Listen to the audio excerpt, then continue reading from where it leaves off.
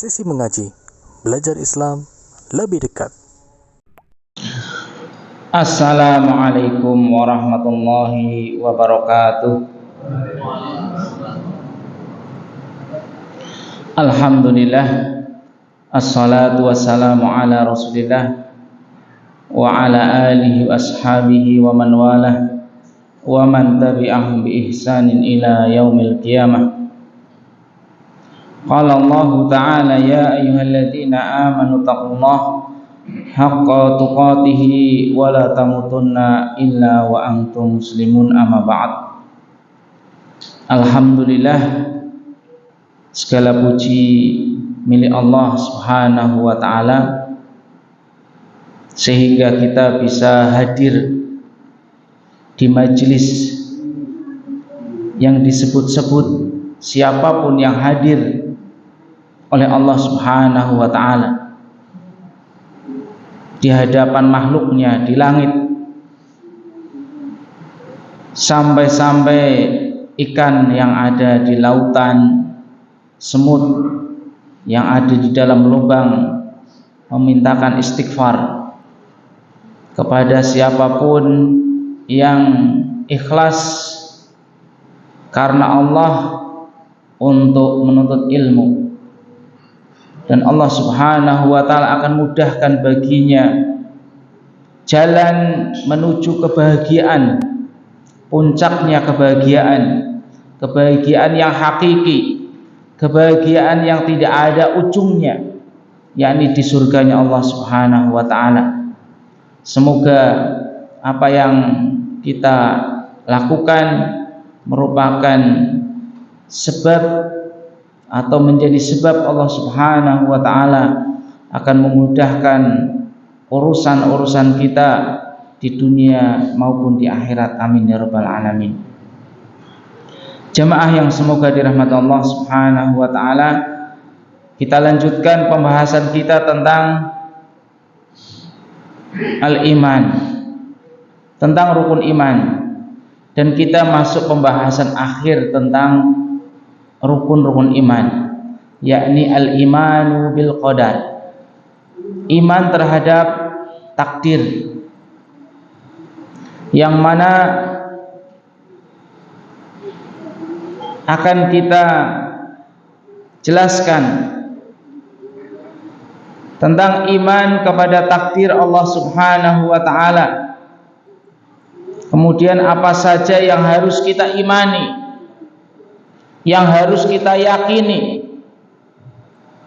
agar iman kita terhadap takdir Allah Subhanahu wa ta'ala tidak membuat hati kita bingung. Karena sebagian orang ketika memahami tentang takdir ada sedikit bingung bagaimana kita melakukan suatu hal yang hal tersebut sudah Allah takdirkan. Nanti insya Allah akan kita jelaskan sebagaimana yang Allah jelaskan dan Rasulullah sallallahu alaihi wasallam terangkan di dalam sunnahnya. Yang pertama yang akan kita jelaskan adalah makna al-iman bil qadar. Apa itu beriman terhadap takdir? Qala al-mu'allif, penulis kitab ini menjelaskan, yakni Syekh Abdul Aziz ibni Muhammad Alu Abdul Latif hafizahullahu ta'ala. Beliau menjelaskan yang dimaksud dengan beriman terhadap takdir adalah huwa tasdiqul jazim, keyakinan yang kuat. Jadi benar-benar yakin, tidak boleh ada keraguan, tidak boleh setengah-setengah. Yang namanya iman itu harus yakin, tidak boleh ragu. Apa yang harus diyakini? Bi anna kulla khairin wa syarrin fa huwa bi qada'illahi wa qadarihi. Bahwasanya semua kebaikan dan keburukan semuanya itu adalah Allah yang memutuskan.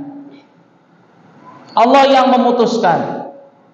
baik itu berupa kebaikan ataupun keburukan, sehat ataupun sakit, seseorang kaya ataupun miskin. Semua kejadian yang ada di alam raya ini semuanya adalah keputusan Allah Subhanahu wa taala. Takdir Allah Subhanahu wa taala, Allah yang menentukan. Ini yang harus kita yakini. Wa annahul fa'alu liman yurid. Dan Allah Subhanahu wa taala yang melakukan sesuai dengan kehendaknya. Sesuai yang Allah inginkan. Allah menginginkan si fulan dia kaya, terserah Allah. Allah menginginkan dia miskin, terserah Allah.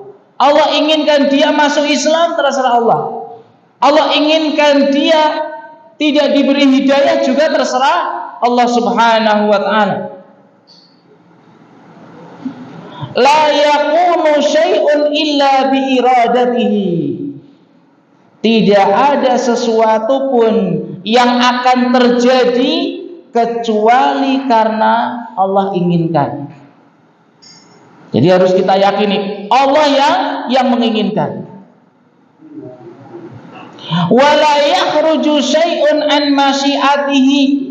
Tidak ada sesuatu pun yang akan keluar kecuali Allah yang menghendakinya. Kecuali Allah yang menghendakinya. Walaisa fil alam syai'un yahruju an takdirihi. Dan tidak ada sesuatu pun di alam raya ini yang keluar dari takdir Allah. Yang keluar dari takdir Allah. Jadi semuanya adalah takdir Allah Subhanahu wa ta'ala.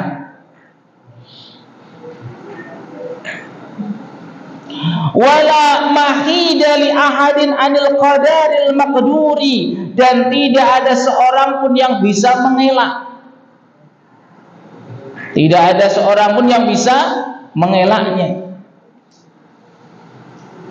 terhadap sesuatu yang Allah takdirkan. Wala yatajawazu ma hutta fil lauhil mastur. Dan tidak ada yang akan lewat apa yang telah Allah tulis di dalam kitab Lauhul Mahfuz atau Lauhul Mastur, yang tertutup rapat. Lauhul Mahfuz, Lauhul Mastur adalah kitab yang dijaga, kitab yang ditutup rapat, tidak ada seorang pun yang tahu dari makhluk. Bahkan malaikat itu tidak tahu isinya. Para nabi tidak ada yang tahu apa yang Allah tulis di dalam kitab Lauhul Mahfuz. Karena itu rahasia Allah Subhanahu wa ta'ala. Semua yang akan terjadi rahasia Allah, tidak ada yang tahu. Bahkan ketika kita menjelaskan tentang al-iman bil malaika, malaikat yang diberikan tugas untuk mengatur hujan, itu tidak tahu besok mau hujan atau tidak setelah Allah perintahkan. Setelah mendapatkan perintah dari Allah Subhanahu wa ta'ala.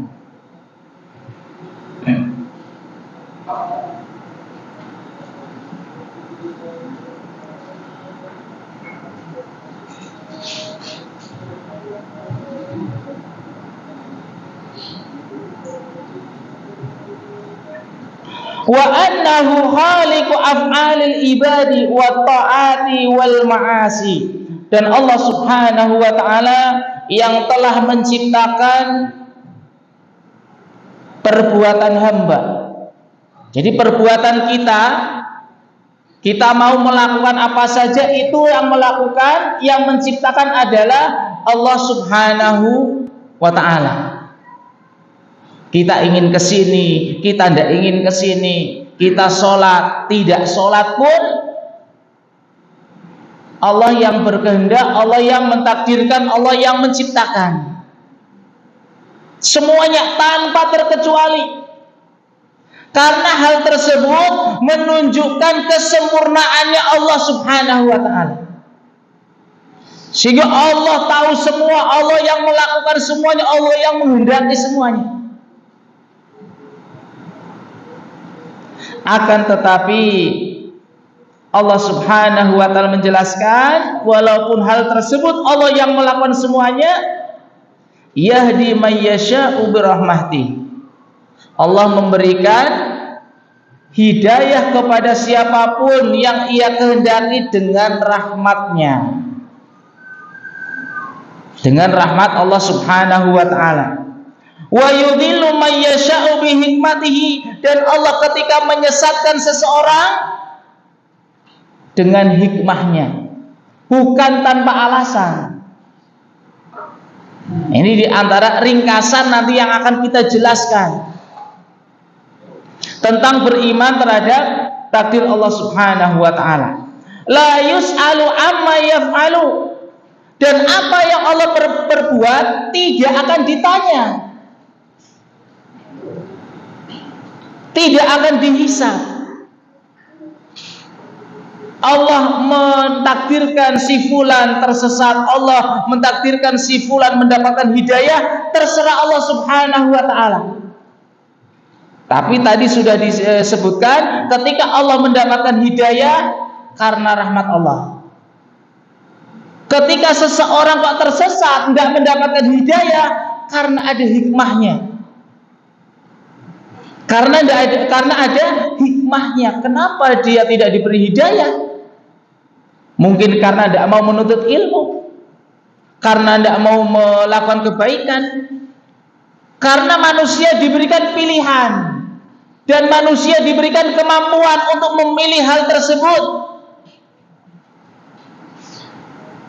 Semuanya diberikan pilihan, mau masuk Islam atau tidak, diberikan pilihan. Ketika sudah masuk Islam, mau sholat ataupun tidak, diberikan pilihan. Nanti ketika datang bulan Ramadan, ada yang puasa, ada yang tidak, diberikan pilihan.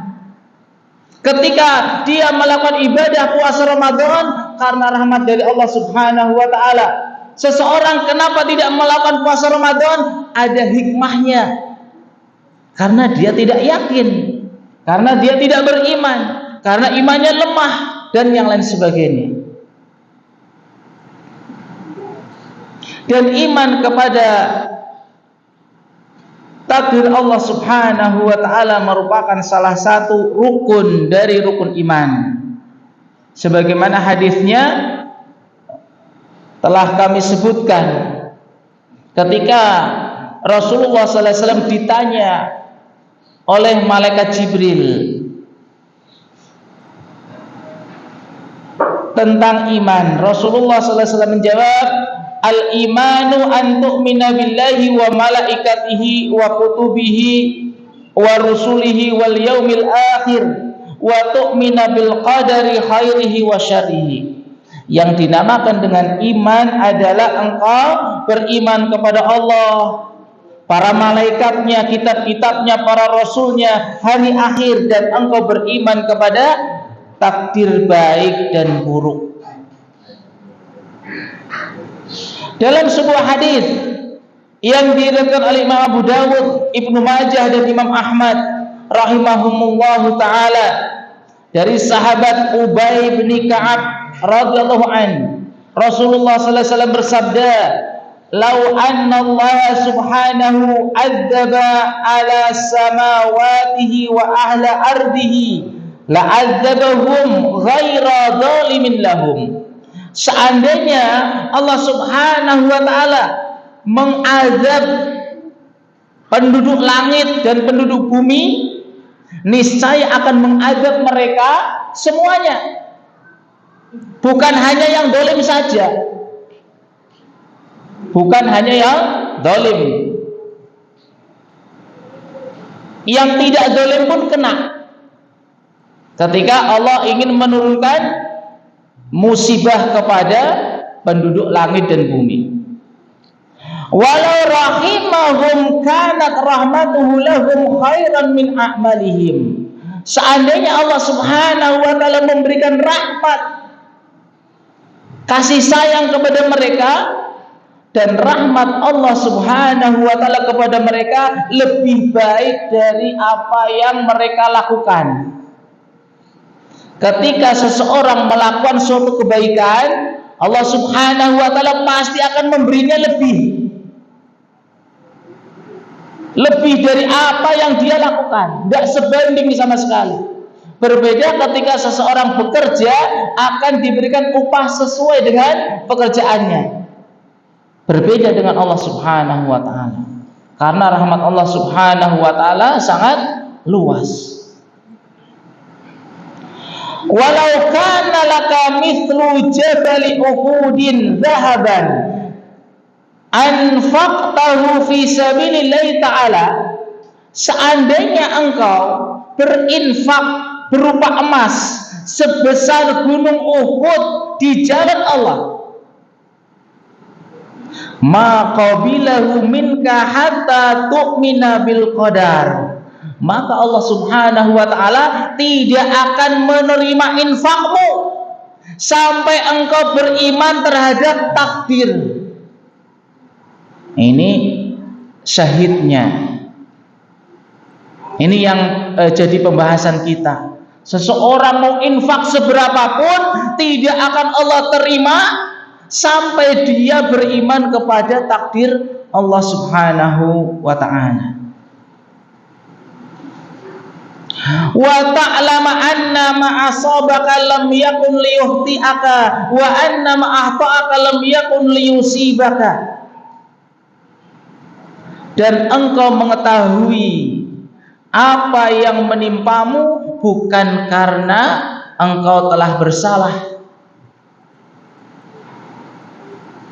dan apa yang engkau lakukan kesalahan tidak akan menyebabkan, bukan menjadi sebab Allah akan menimpakan musibah kepadamu.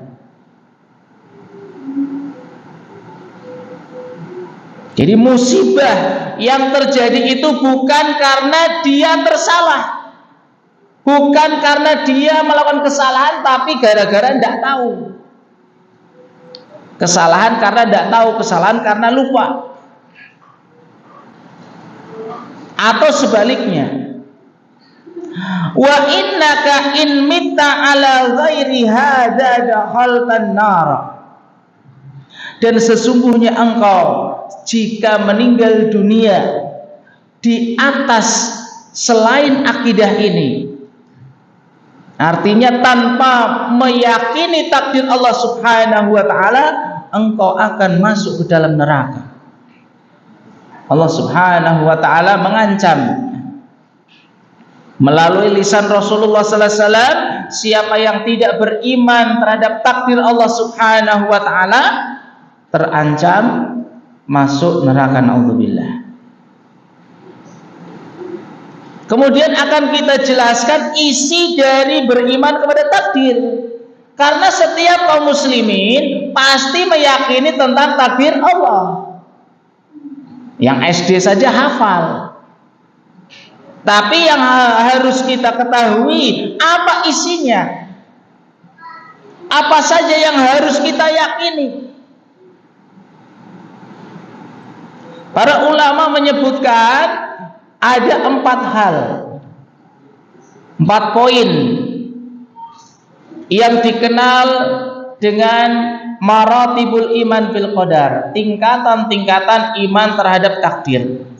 Ini ada 4. Yang pertama adalah al-ilmu, yang kedua adalah al-kitabah, yang ketiga adalah al-masyiah, yang keempat adalah al-khalqu. Nanti akan kita jelaskan satu persatu insyaallah. Dan ketika kita mempelajari tentang iman terhadap takdir, ada sedikit butuh butuh konsentrasi. Karena untuk memahami apa yang kita lakukan, kita punya kehendak, kita punya keinginan. Ternyata keinginan kita itu adalah Allah sudah tahu, Allah yang nyetir itu loh. Jadi butuh sedikit konsentrasi supaya paham.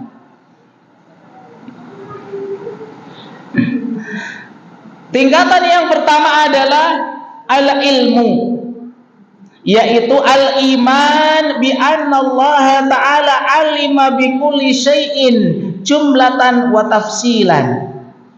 Maksudnya apa?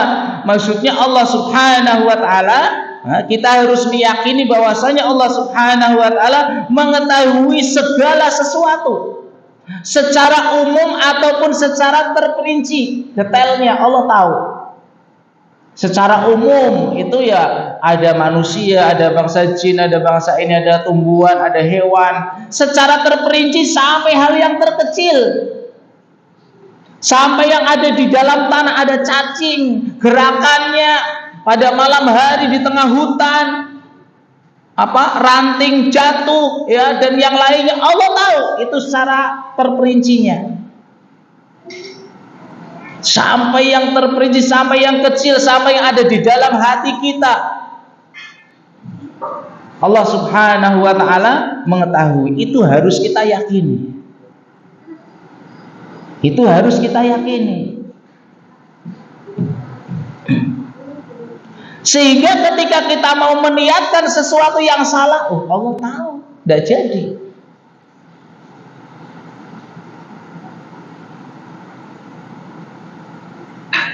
Wa annahu ta'ala qad alima jami'a khalqihi qabla ayyahluqahum. Dan Allah mengetahui semua makhluknya, ciptaannya, sebelum Allah Subhanahu wa ta'ala akan menciptakan. Belum Allah ciptakan saja Allah sudah tahu.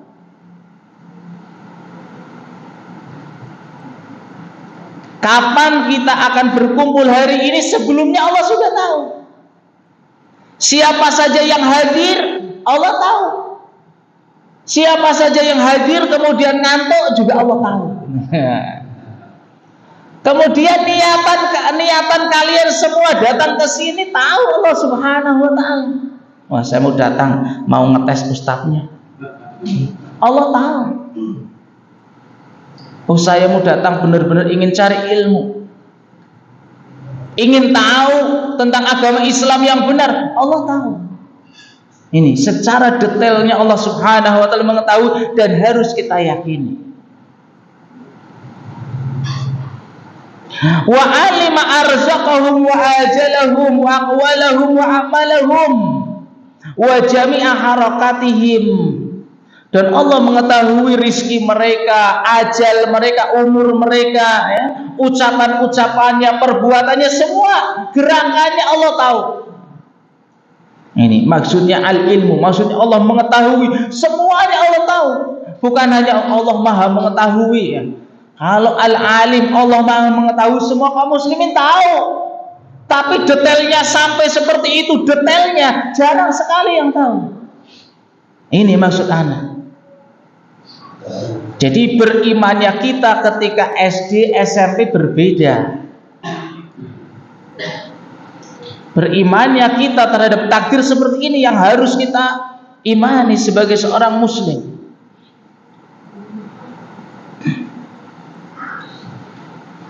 Bahkan rahasia-rahasia kita yang kita sembunyikan, Allah Subhanahu wa ta'ala mengetahui. Sampai-sampai wa man huwa minhum min ahlil jannah wa man huwa minhum min ahlin nar. Siapa di antara manusia yang nanti akan menjadi penghuni neraka, siapa yang akan menjadi penghuni surga, Allah tahu sudah. Allah tahu. Nanti akan kita jelaskan. Allah sudah takdirkan semuanya di neraka ataupun di surga. Nanti ada yang tanya para sahabat, loh, ngapain kita sholat berarti? Mau sudah Allah takdirkan, nanti kita sudah repot-repot, sudah tolabul ilm tiap hari, sudah ngaji, sudah sholat dan yang lainnya, ternyata Allah takdirkan di neraka. Ini nanti akan kita jelaskan. Ini poin yang pertama yang harus kita yakini, ala ilm, pengetahuan Allah itu secara detail, semuanya Allah mengetahui. Dalilnya yang pertama dalam surat Al-Hasyr ayat 22. Qala Allah Ta'ala, huwallahu alladzi la ilaha illahu Dialah Allah yang tidak ada sesembahan, tidak ada ilah, tidak ada sesembahan kecuali Dia. Alimul ghaib wasyahadah, yang mengetahui yang gaib, wasyahadah, dan yang nampak.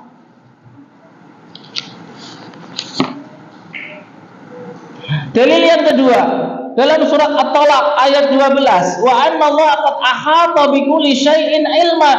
Sesungguhnya Allah Subhanahu wa taala meliput segala sesuatu. Ilma, mengetahui. Ini poin pertama ya. Poin pertama saya sudah yakin, memang harus. Poin yang kedua, yakni al-kitabah. Yang dimaksud dengan al-kitabah adalah al-iman bi kitabati dzalik. Meyakini semua tadi yang sudah disebutkan nomor 1, bahwasanya Allah mengetahui semua gerakan semua ini, Allah sudah tulis. Allah sudah tulis. Wa annahu ta'ala qad kataba jami'a ma sabaqa bihi ilmuhu annahu kainun fil lauhil mahfuz. Telah Allah tulis dalam kitab Lauhul Mahfuz. Jadi Allah sudah mengetahui sebelum terjadi, Allah sudah mengetahui.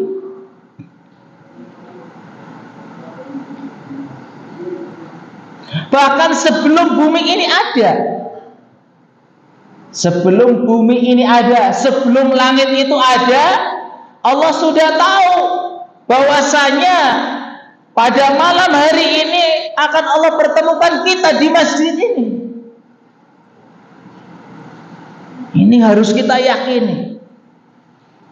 50.000 tahun sebelum Allah menciptakan bumi, belum ada, Allah sudah tahu akan ada pertemuan, akan ada pengajian, dihadiri oleh si fulan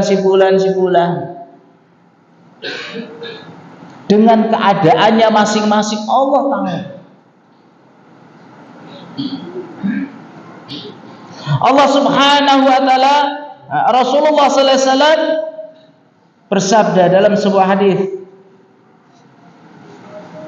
riwayat Imam Tirmidzi dan Imam Ahmad dari sahabat Abdullah bin Amr bin Al-As radhiyallahu anhu, kataballahu maqadiral khalaiq qabla an yakhluqas samawati wal arda bi 50,000 sanah. Allah telah menulis takdir-takdir makhluk, semua makhluk, sebelum Allah Subhanahu wa taala menciptakan langit dan bumi 50.000 tahun.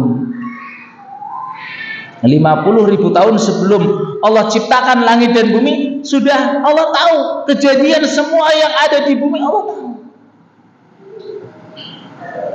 Ini untuk menunjukkan, menjelaskan kesempurnaan Allah Subhanahu wa taala. Jadi tidak salah kalau kita menyembah Allah. Kemudian yang ketiga, yakni al-masyiah. Maksudnya adalah al-iman bi masyiatillahi nafidah allati la yarudduha syai'un.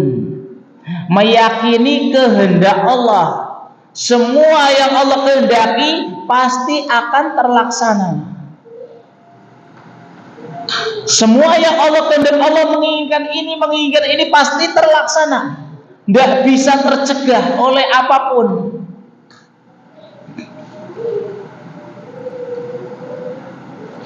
Yang tidak ada sesuatu pun yang bisa mencegahnya. Wa qudratihi allati la yu'jizuha syai'un. Tidak ada sesuatu pun yang bisa mencegah perbuatan Allah Subhanahu wa taala, kemampuan Allah Subhanahu wa taala. Fa jami'ul hawadithi waqa'at bi masyiatillahi wa qudratihi. Maka semua kejadian yang terjadi di alam raya ini semuanya adalah dengan kehendak Allah, dan Allah mampu melakukannya. Mau kejadian yang kecil, kejadian yang besar, musibah yang besar, musibah yang kecil, semuanya kehendak Allah dan Allah mampu melakukannya. Ini harus kita yakini. Maka ketika ada tanah longsor, ketika ada banjir, ketika ada musibah apa saja, kita harus yakin itu Allah yang menghendaki. Allah Subhanahu wa taala berfirman di dalam surat Al-Insan ayat 30, "Wa ma tasyauna illa ayyasha Allah."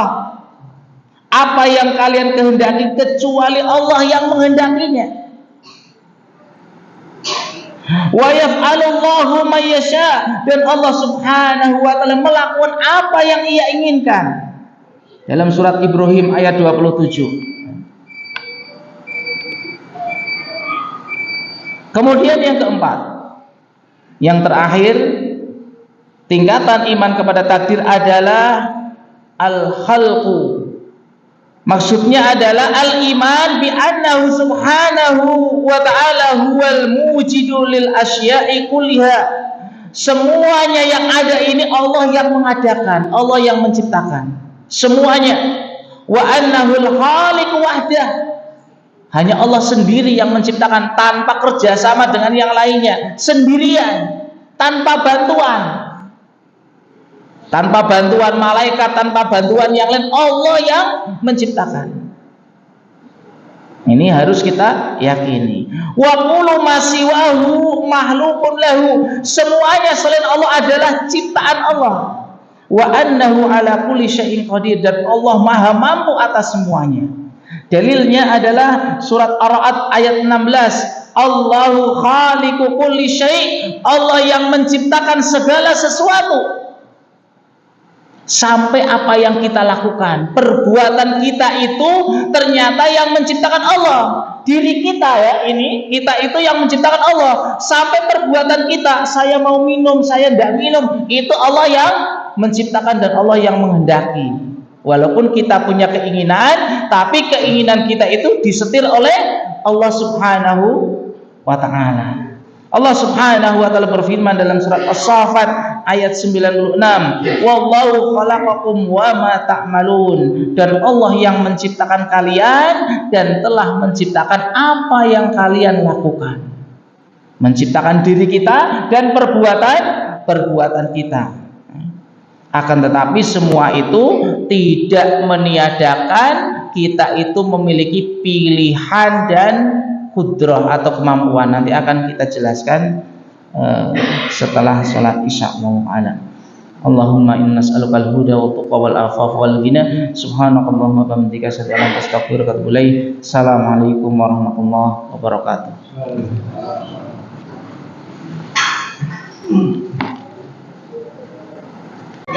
Assalamualaikum warahmatullahi wabarakatuh. Alhamdulillah, assalatu wassalamu ala rasulillah wa ala alihi wa ashabihi wa man wala, amma ba'd. Kita lanjutkan ya, agar dalam memahami takdir ini tidak melenceng ya dari apa yang dijelaskan oleh para ulama. Karena ada di antara kaum muslimin, mereka berbeda dengan para ulama dalam memahami takdir. Di antaranya ada di antara mereka yang berhujjah dengan takdir. Sudah takdir Allah. Ucapan tersebut itu bisa benar bisa salah. Bisa benar bisa salah. Sudah takdir Allah, sudah takdirnya seperti ini ya. Itu bisa benar bisa salah sesuai dengan pemahamannya.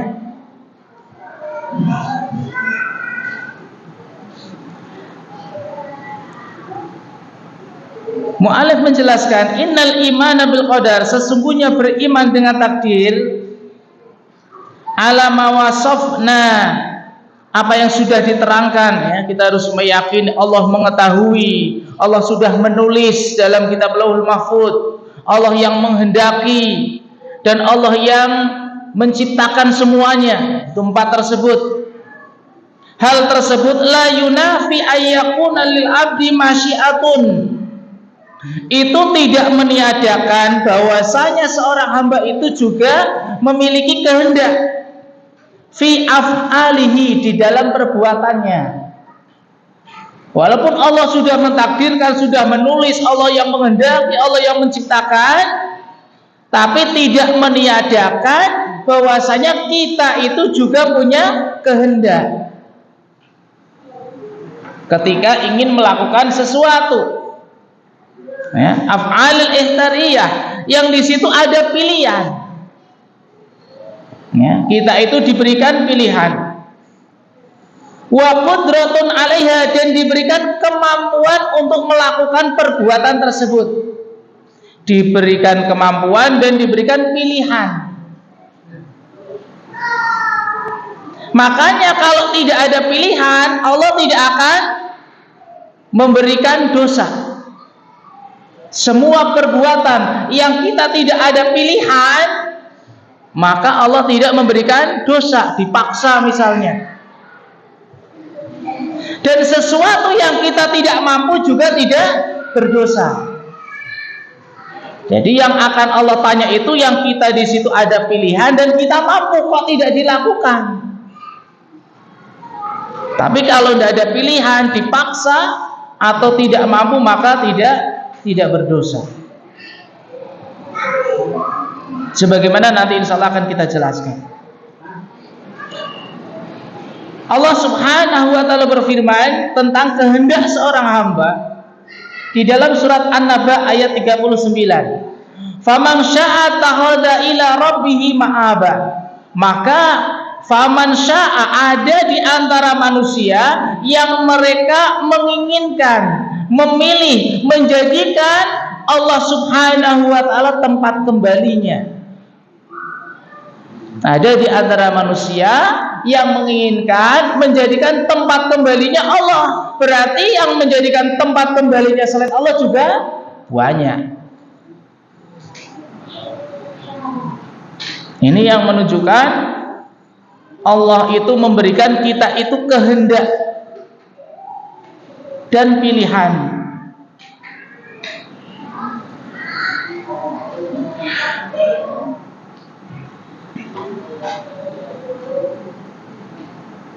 Akan tetapi kehendak kita itu dan pilihan kita itu adalah di bawah kehendak Allah Subhanahu wa ta'ala. Itu untuk menunjukkan kesempurnaan Allah Subhanahu wa ta'ala. Untuk menunjukkan kesempurnaan Allah Subhanahu wa ta'ala. Wa ma tasyauna illa ayyasha Allah, sebagaimana tadi sudah disebutkan. Apa yang kalian kehendaki melainkan Allah yang menghendaki. Ini untuk menunjukkan kesempurnaan Allah Subhanahu wa ta'ala sebagai satu-satunya yang berhak untuk diibadahi.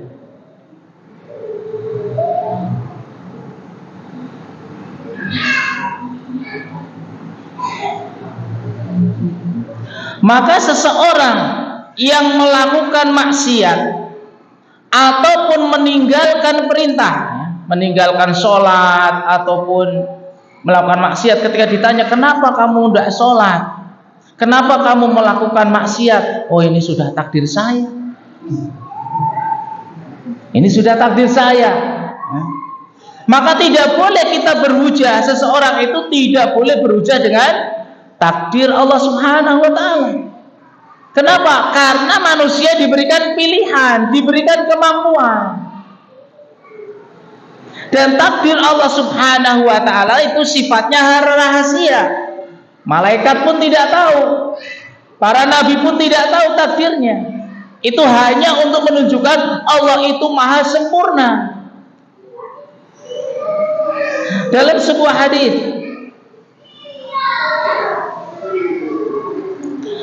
riwayat Imam Bukhari dan Muslim, Imam Tirmidzi, Abu Dawud, Imam Nasa'i, Ibnu Majah dan yang lainnya, Rasulullah sallallahu alaihi wasallam bersabda, "Ma minkum min ahadin illa qad kutiba maq'aduhu minan nari au minal jannah." Tidaklah di antara kalian seorang pun melainkan telah ditulis tempatnya nanti di surga ataupun di neraka. Ini yang tadi sudah kita singgung. Jadi kita sekalian itu sudah Allah tulis, Allah sudah tahu. Allah sudah mengetahui, Allah sudah tulis kita dalam kitab Lauhul Mahfuz, dan Allah yang menghendaki, Allah yang menciptakan. Si fulan di surga, si fulan di neraka, Allah sudah tahu. Faqala rajulun minal qaum, kemudian ada orang yang bertanya, "Alana taqilu ya Rasulullah?" Berarti ya kita harus pasrah saja, sudah ditentukan. Kita tidak usah bekerja, tidak usah ini, tidak usah sholat, tidak apa, toh sudah Allah tentukan. Nanti kita sudah capek-capek sholat, ternyata Allah sudah tulis di neraka. Mendingan kita tidak usah sholat, sudah Allah tulis di surga. Enak sekali. Maka jawaban Rasulullah SAW, qala la, tidak boleh. Tidak boleh kita bersandar terhadap takdir Allah. Maka kata Rasulullah SAW, "I'malu faqulun muyassarun lima khuliqalah." Beramalah, berusahalah, karena semua kalian akan dimudahkan. Lima khuliqalah, kalian akan diciptakan sebagai apa? Diciptakan menjadi penduduk surga, akan dimudahkan jalannya menuju surga. Diciptakan sebagai penduduk neraka, dimudahkan juga menuju neraka. Mau sholat berat, mau menuntut ilmu malas, dan yang lainnya, dimudahkan jalannya sesuai dengan apa yang Allah sudah tulis. Masuk surga dengan rahmat Allah Subhanahu wa ta'ala, karena Allah yang menginginkan. Masuk neraka dengan hikmahnya, karena dia tidak menginginkan kebenaran.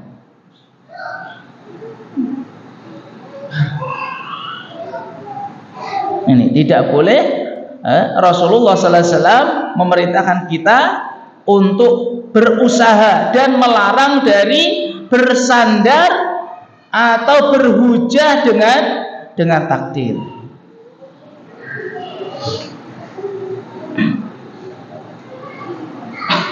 Ini yang pertama. Perkara yang kedua,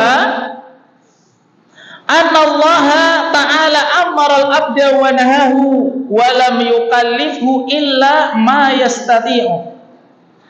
Allah Subhanahu wa ta'ala memerintahkan seorang hamba dan melarangnya apa saja yang ia mampu.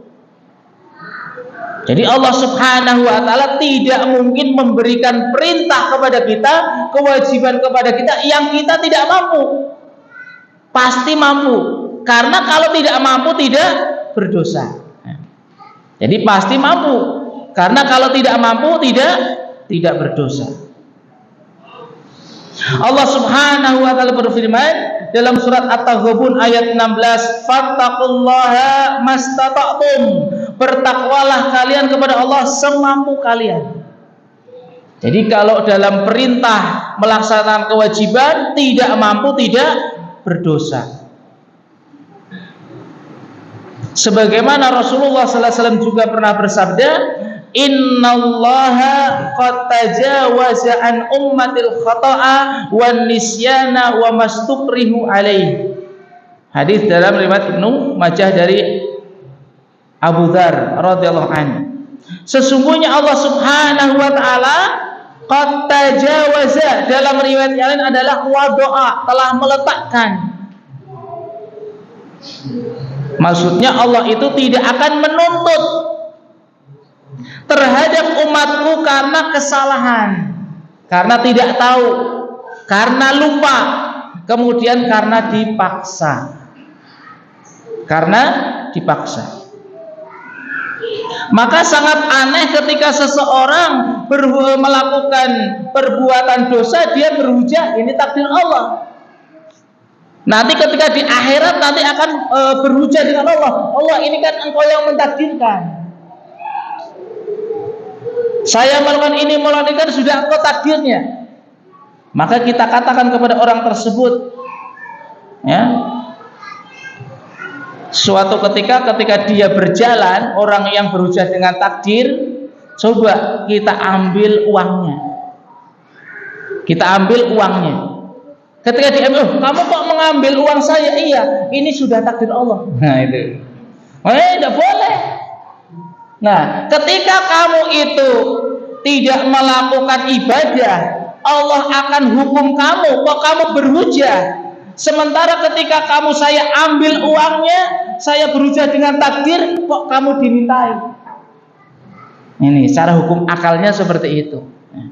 Makanya suatu ketika ada seseorang pencuri atau apa ya, dihadirkan kepada Umar bin Khattab. Ketika mau dieksekusi, ya, mau dipenggal, dia mengatakan, ya Amirul Mukminin, saya melakukan ini itu sudah takdir Allah. Kenapa engkau menyalahi takdir Allah? Nah, iya, saya juga akan memenggalmu karena itu takdir Allah juga. Nah, ini pintar ya.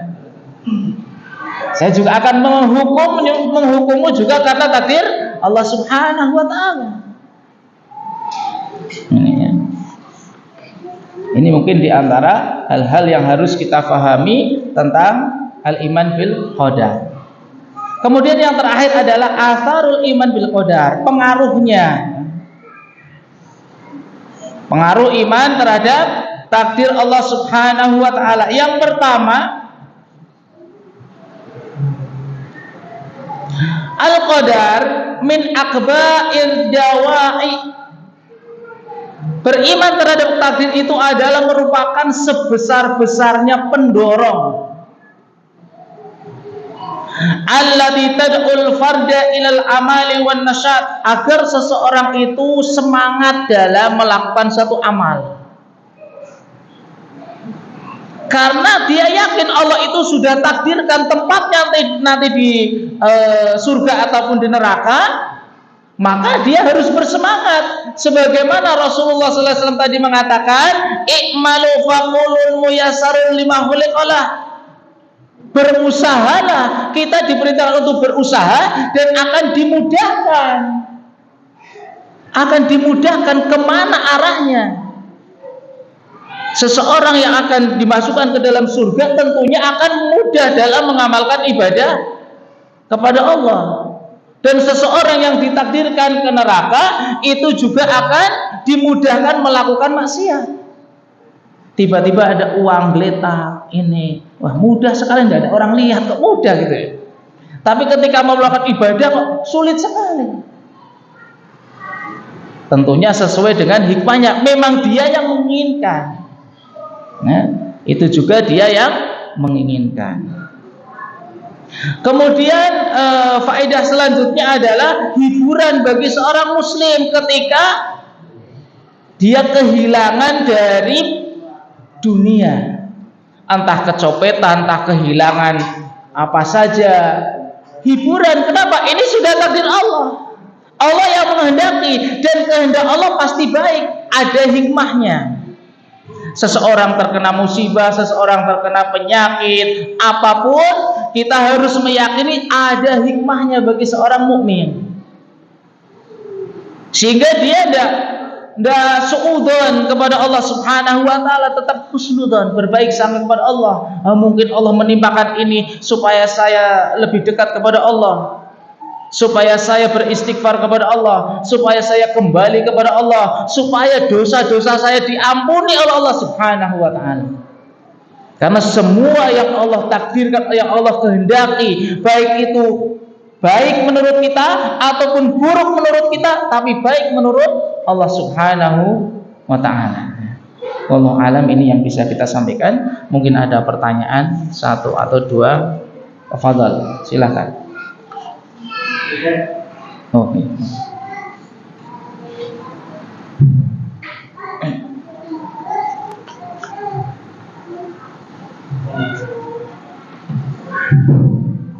Assalamualaikum warahmatullahi wabarakatuh. Waalaikumsalam. Pak Ustaz, bagaimana Ustaz?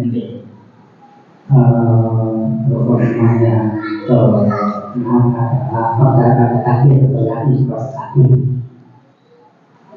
sesuatu yang dilakukan oleh manusia atau makhluk berarti akhir. Pertanyaannya, orang meninggal dunia karena bunuh diri itu merupakan takdir apa tidak? Kemudian kalau merupakan takdir, tak dosa atau tidak? Itu yang pertama. Yang kedua, ada petani yang dianggap salah setelah tanah dibiarkan karena dia menunggu takdir. Kalau takdirnya bagus, ya nanti pasti bagus. Kalau takdirnya tidak, ya pasti tidak. Mohon dibiarkan, Pak. Terima kasih. Wassalamualaikum warahmatullahi wabarakatuh. Bahwasanya kita beriman kepada takdir adalah baik dan buruk. Ingat ya, baik buruk itu semuanya kan sudah dijalani takdir Allah Subhanahu wa taala. Jadi seseorang yang tadi bunuh diri juga Allah sudah tahu. Sudah Allah takdirkan. Sudah Allah tahu al-ilm. Allah ketahui, sudah Allah tulis dalam kitab Lauhul Mahfuz. Allah menghendakinya dan Allah yang menciptakannya. Dan Allah yang menciptakannya. Akan tetapi kita pun diberikan pilihan. Ingat, kita itu juga diberikan pilihan. Sebagaimana tadi sudah disebutkan ayatnya dalam surat An-Naba ayat 39, "Faman syaa'a takhadha ila rabbih ma'aba." Ada di antara manusia yang mereka menjadikan jalannya kepada Allah. Dia memilih Allah sebagai tempat kembalinya. Dia ada pilihan. Sebagaimana orang yang bunuh diri itu pilihan. Tapi kalau orang bunuh diri dia tidak ada pilihan, dipaksa, maka dia tidak berdosa. Karena itu pilihannya dan itu berdosa. Allah kan sudah jelaskan, orang yang bunuh diri itu akan diazab di akhirat sesuai dengan bunuh dirinya bagaimana. Sudah dijelaskan, sudah dikasih tahu, dan dia milih sendiri.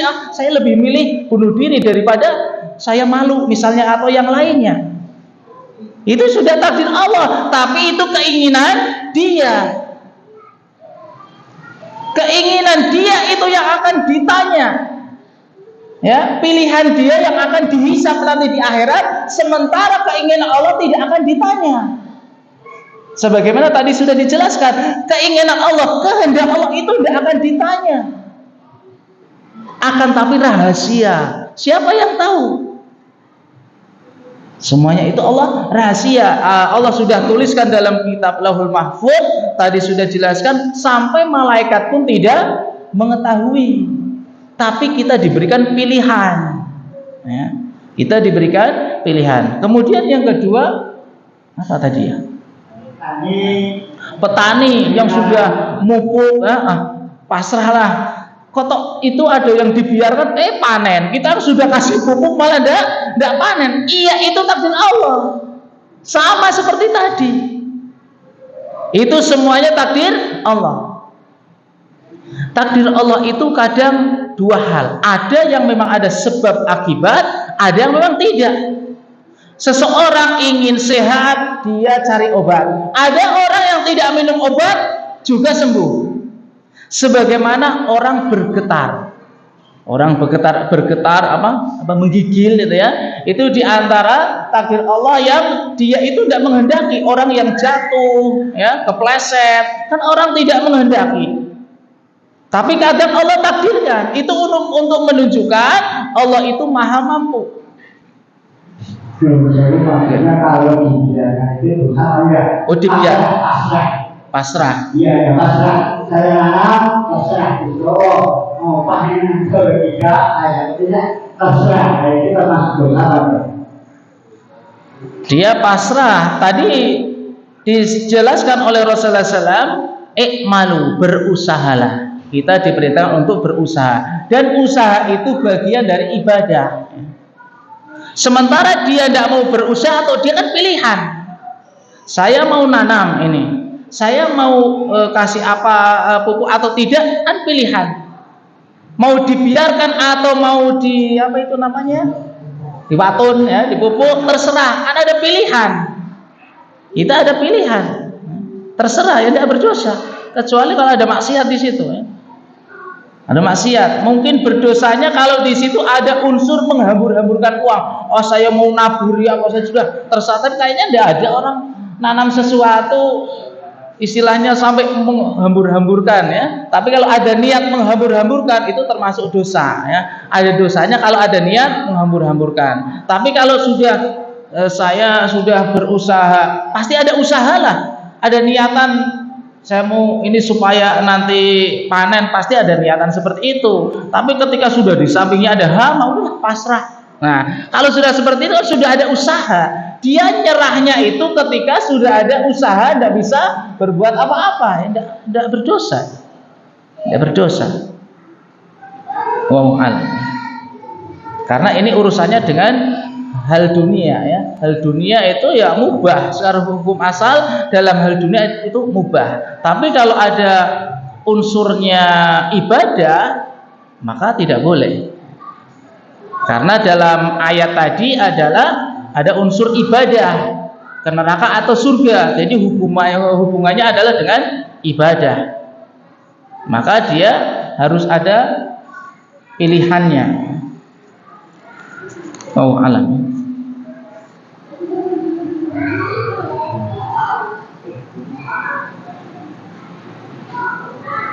Ustadz, apakah dalam Islam jika kita sudah berumah tangga boleh memanggil dengan sebutan abi, umi? Panggilan. Oh alam ya. Boleh enggak ya? Ini dalam urusan dunia, oh alam boleh. Dalam hal urusan dunia hukumnya boleh. Kecuali kalau ada larangan. Nah, ini sebagai kaidah. Dalam hal urusan dunia itu semuanya halal. Dalam urusan dunia halal, kecuali ada dalil yang melarangnya. Misalnya kalian menangkap hewan, ini hewan itu haram atau tidak? Kalau tidak ada dalil yang melarang hewan tersebut berarti halal hukum asal. Atau jual beli apa transaksi apa saja hukum asalnya halal, kecuali ada yang melarang. Oh ini termasuk riba misalnya, oh ini termasuk horor, oh ini penipuan. Begitu juga ini panggilan abi, umi. Kalau tidak ada larangan urusan dunia, karena bukan ibadah. Berbeda dengan urusan ibadah, sholat, puasa, zakat, berzikir, itu secara hukum asal terlarang. Kecuali ada dalil yang menjelaskan. Jadi dalam hal urusan ibadah harus ada dasar yang menerangkan ibadah tersebut. Wallahu a'lam. Bagaimana adab membuang sampah di sungai? Ya tidak boleh.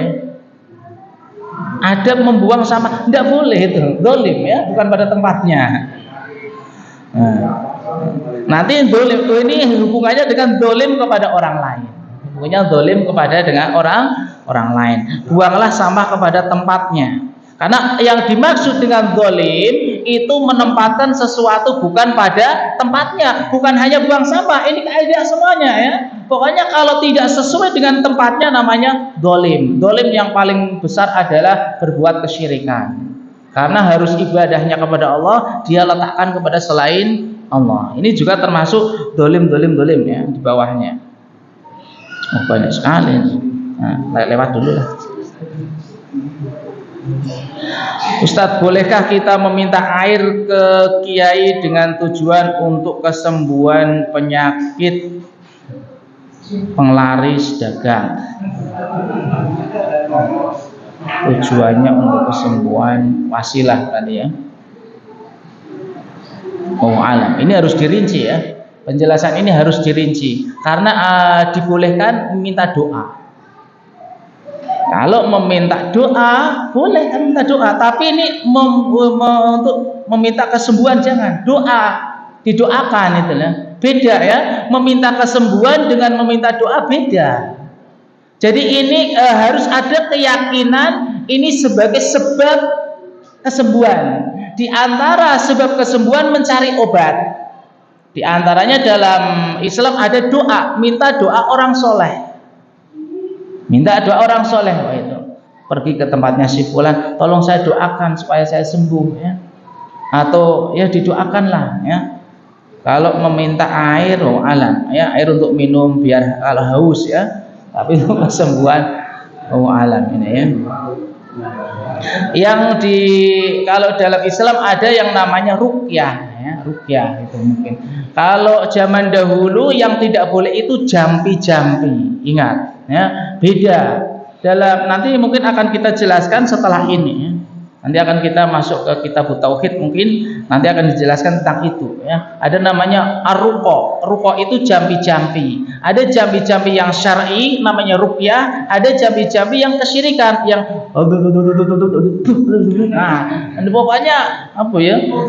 Ngopres lah istilahnya, enggak tahu ini. Nah, itu mungkin kalau ke seseorang kemudian dia medumpet tidak jelas, nah itu tidak boleh, ya. Itu namanya jambi-jambi ruqa. Ruqa yang itu kesyirikan. Tapi kalau mungkin dibacakan apa, itu termasuk ruqyah dan ada syaratnya, ya. Ruqyah itu ada syaratnya. Harus dengan bahasa Arab dari Al-Qur'an ataupun sunnah. Kemudian dia harus meyakini bukan ruqyah tersebut yang menyembuhkan, tapi Allah Subhanahu wa taala. Makanya jangan sampai ini datang ke sana itu yang menyembuhkan, jangan. Itu hanya sebab perantara di antara kita sudah cari obat, cari ini dan yang lainnya sebagai perantara saja. Sementara penglaris dagangan tidak boleh, ya. Doa khusus untuk penyakit tidak kunjung sembuh, sedangkan sudah berobat kemana-mana, ya. Ini ujian. Semua penyakit ada obatnya. Dalam hadis disebutkan Allah tidak menurunkan suatu penyakit kecuali melainkan ada obatnya. Ada pun tidak sembuh-sembuh, jangan sampai kita suudzon kepada Allah. Sebagaimana tadi sudah disebutkan, mungkin ini sebagai penebus dosa-dosanya. Doanya ya berdoa kepada Allah. Doa khusus semoga disembuhkan, ya. Itu umum lah, doa itu umum, apa saja, ya.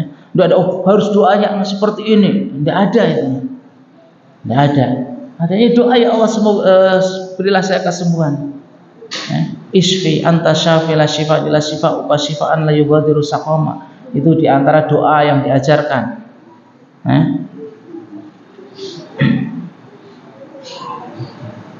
Bagaimana membedakan dukun dan kiai? Belajar. Ya, belajar, tidak ada yang lain, belajar. Nanti lama-lama tahu. Tanpa belajar tidak bisa. Tidak bisa.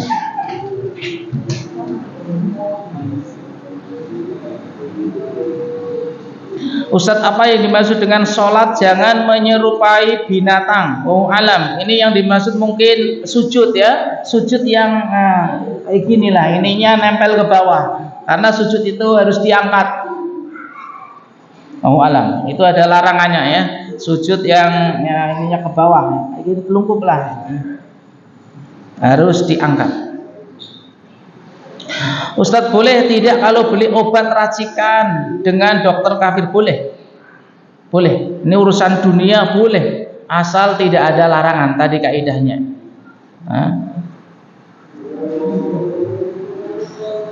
Ustadz, boleh tidak menjual makanan di siang hari pada bulan Ramadan? Anak juga jualan.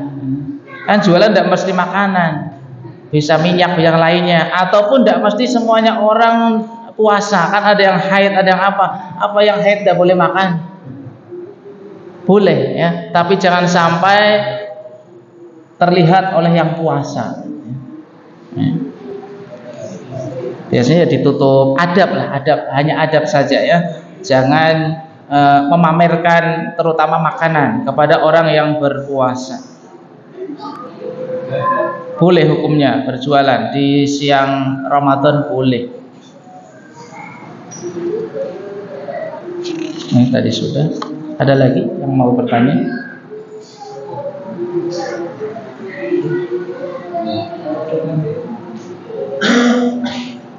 Ini terakhir, ya. Bagaimana fitrah antara pembeli menghutang tapi si pembeli mencatat hutangnya sendiri sedangkan si penjual tidak tahu? Boleh mencatat, ya. Tapi yang disyariatkan adalah yang menghutangi mencatat dengan saksi, ya. Ada saksinya. Namanya berhutang, itu harus ada saksi atau ditulis, dicatat, ya. catat. Adapun orang yang menghutangi tanpa pengaduan kan untuk apa ya? Oh, saya hutang. Ya. Biar ingat, boleh.